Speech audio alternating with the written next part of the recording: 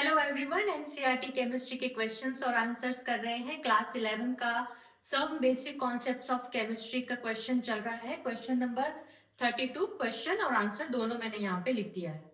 देखो, ऐसा ही same question chlorine का पहले हम कर चुके हैं। ये ऑर्गन का है। ऑर्गन के 3 आइसोटॉप्स दे रखे हैं, उसके 3 टाइप्स ऑफ मोलार मास दे रखे हैं।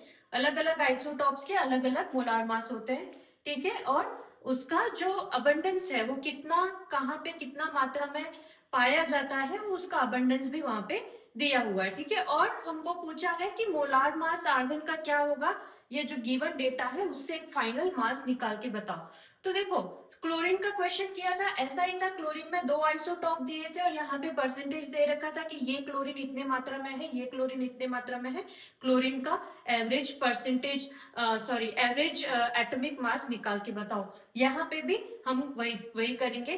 तो देखो क्या है, 3 आइसोटॉप्स ऑर्गन के दिए हुए हैं। एक है 36, 38 एंड 40, ठीक है। इनके आइसोटॉपिक मास दिए हुए हैं और ये कितनी मात्रा में पाया जाता है ये दिया हुआ है। अब हमको क्या करना है कि ये आइसोटॉप है, उसका क्या कंट्रीब्यूशन है मोलार मास में, मास ही निकाल रहे हैं। ये जो ऑर्गन है उसका क्या कंट्रीब्यूशन है और इसका क्या कंट्रीब्यूशन है। इन तीनों के कंट्रीब्यूशन पता चल जाएंगे तो हमारा फाइनल जो है मास, वो हम उसको ऐड करके निकाल देंगे।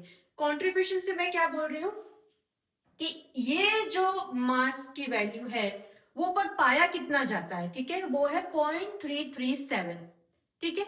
और जस्ट इसको अपन फ्रैक्शनल में करेंगे तो इसको क्या करेंगे, डिवाइड 100 करेंगे।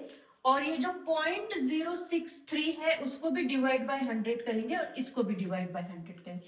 तो ये जो पूरा मैंने लिखा है ये आ गया इसका मास और ये आ गया इसकी जो अबंडेंस है वो वैल्यू, और इसको मल्टीप्लाई करेंगे तो इससे क्या आएगा, जो ये हमारा ऑर्गन 36 है उसका कंट्रीब्यूशन पता चलेगा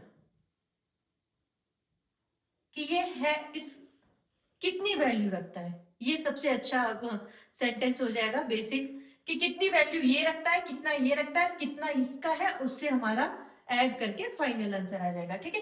तो इसको ये करेंगे तो ये हो जाएगा 0.00337।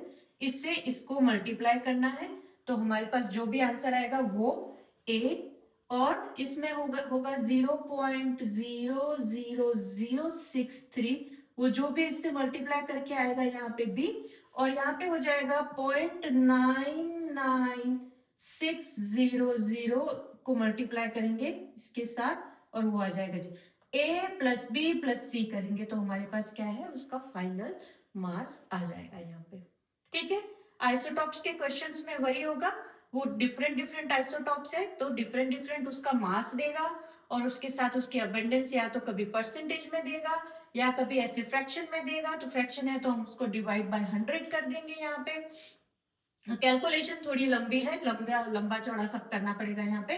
बट कंट्रीब्यूशन, ये कितना कंट्रीब्यूट कर रहा है, ये कितना कंट्रीब्यूट कर रहा है और ये कितना कंट्रीब्यूट कर रहा है, वो करके और उसको ऐड करके और हमारे पास फाइनल आंसर आ जाएगा। जैसे एग्जाम में आंसर्स आते हैं, नंबर्स आते हैं, और जो जिसका बहुत ज्यादा, जिसके सब्जेक्ट में नंबर आए हैं उसके हिसाब से अपना फाइनल रिजल्ट आता है। ऐसे यहाँ पे है 99 अबंडेंस क्या था ये, तो ये ऑब्वियसली ज्यादा कंट्रीब्यूशन रखता है। तो जो अपना आंसर आया है वो भी लगभग इसके कहाँ गया, इसके इक्वली आया है, ठीक है। तो या आइसोटॉप्स के क्वेश्चन यही करने हैं, इन दोनों को मल्टीप्लाई करो जो भी तुम्हारा कंट्रीब्यूशन है और फिर तीनों को ऐड करो तो तुम्हारा आंसर वहां पे आ जाएगा। Thank you.